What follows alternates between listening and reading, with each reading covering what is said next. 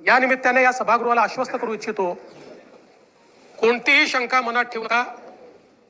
जी जी आश्वासनं आम्ही दिलेली आहेत, ज्या ज्या योजना आम्ही सुरू केलेल्या आहेत, एकही योजना आम्ही बंद होऊ देणार नाही.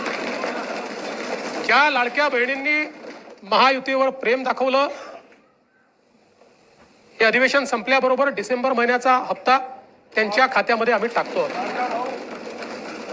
आणि काहीच बदल नाहीये. नाना, मी या ठिकाणी स्पष्ट करू इच्छितो, कुठलेही नवीन निकष नाहीत. आता तर सगळ्यांनाच टाकतो, पण ऍपरंटली असं लक्षात येत आहे की काहींनी 4-4 खाती उघडलेली आहेत. तर जसं समाजामध्ये चांगल्या प्रवृत्ती असतात, त्याच्या काही वाईट प्रवृत्ती असतात.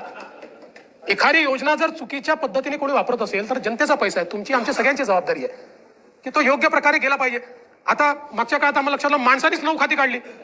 आता त्याला लाडकी बहीण म्हणायचं कसं?